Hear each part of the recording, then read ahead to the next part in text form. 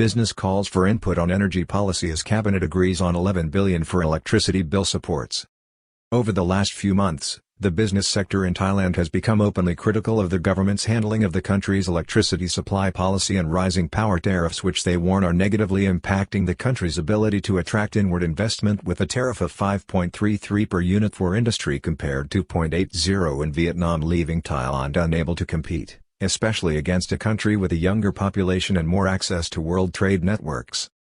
The government, this week, pushed through an 11 billion package to help the less well-off following sky-high electricity bills, which have left many households and businesses in the kingdoms teetering on the edge after amounts charged nearly doubled for those receiving their monthly bills in the last few weeks.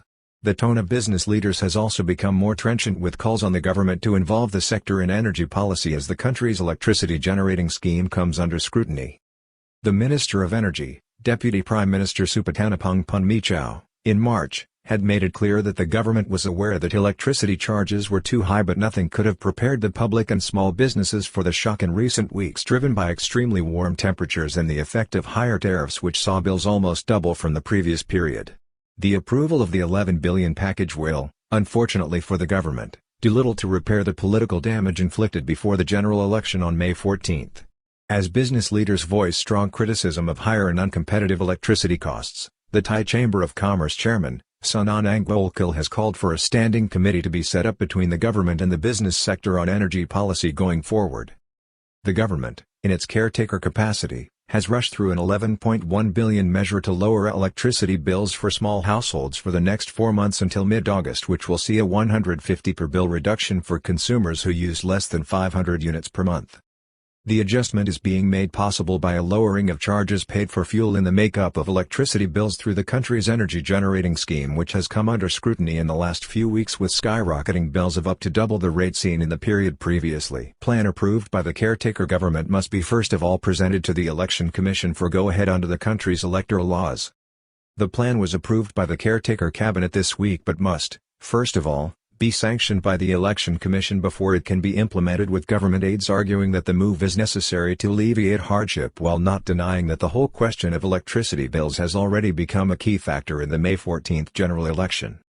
Energy policy overall has become a hot topic in Thailand, with the country's business and industry leadership making ominous noises this week about Thailand losing investment projects and the danger of higher inflation and lower growth because the surge in electricity bills, which began in March sending shockwaves through the economy as well as within households across the country, will have knock-on effects.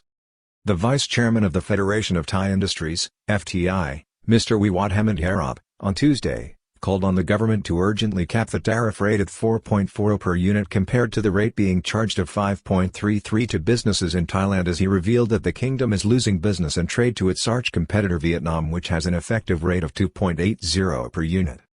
Our electricity bills are much more expensive compared with Vietnam's. This problem affects both business and household sectors, Mr. Wiwat disclosed on Tuesday, saying that urgent action on electricity charges was essential for attracting industrial and development projects to the kingdom. Good news on foreign investment at the start of 2023 fails to mask stunted competitiveness issue for the economy. Critics also point out that Vietnam offers a country with a younger demographic and more trade access to world markets, with key agreements in place with the European Union and the United Kingdom. Business warns government that Thailand is losing out as Vietnam offers an electricity tariff rate of just 2.80 per unit versus 5.33 in Thailand. The chairman of the body, Krangkrai even claimed that he is aware of investors who have signaled plans to invest in Thailand but have pulled out because of ongoing difficulties and unpredictability regarding electricity charges. An added call for a reduction in the tariff charged came from the Joint Standing Committee on Commerce, Industry and Banking, JSCB. At the same time, officials both on and off the record, within the government, are hitting back at the criticism of energy policy this week from both industry leaders and opposition politicians who may have landed the government a killer blow on the issue. They point to the unsustainability of lower electricity charges after the country's main producer, the Electricity Generating Authority of Thailand, EGAT, effectively subsidized cheap electricity in Thailand from the opening days of the pandemic emergency and onwards from last year's crisis because of the Russian-Ukraine war at a cost of up to 150 billion. Officials hit back and point to the subsidies provided by electricity generator EGAT to the country since the 2020 emergency that must now be paid back. The bill for this, following a recent government payment, currently stands at 138 billion. There has also been clarification regarding the need by Thailand to maintain an on-demand reserve of electricity generation power at all times, which requires approximately 50% more generation than the country's peak requirement because of spikes in demand which might otherwise lead to electricity blackouts. Lights out for the PM's chances as people get shocked by sky-high electricity bills in the post. Watane Pongkuravat, the Director General of the Energy Policy and Planning Office, explained this as he revealed that Thailand produces 53.425 megawatts of electricity. 30% of this comes from power generated directly by state agency-operated plants while 10% is imported from Laos. The balance is produced by a range of private electricity generating firms who are paid what is known as an availability payment, AP, which is guaranteed based on a 25-year contract, while money for electricity bills received by the network is divided into a charge for the provision of electricity generating plants and a separate part of the bill which is termed the FD, or the money required to pay for power generation costs, which is fuel related. Country needs to have at least a 50% reserve to meet peak demand as full plant capacity cannot always be online, particularly alternative power sources. The energy official revealed that only 70% of the country's energy generation capacity can be made available at any one time to meet demand, which includes a peak requirement in Thailand's summer period in March and April, coming to an annual peak requirement of 33.177 megawatts. Bigger issue emerged at national policy level, where private firms have been contracted to supply power to the grid with a national reserve of 50% to 60%. An added complication to the equation is also the use of solar and alternative power sources to address climate change, which means that solar power generation capacity is unavailable at some times, such as at night or in certain seasons for other sources. Deputy Prime Minister and Minister of Energy, in March, accepted electricity rates were too high but pointed to possible tariff reductions from May 2023. In March, the Deputy Prime Minister and Minister of Energy, Supathanapong Punmichau, who is responsible for the current situation and is also the government's chief economic policy coordinator, told a seminar in Bangkok on Thailand's future that the government was aware that electricity tariffs in the country were too high. He was responding to criticism from the Federation of Thai Industries, FTI, which heard Chairman Mr. Krangkrithinakul say he hoped the next government would do a better job at managing electricity costs than this administration, as Thailand was losing competitiveness in the region because of it.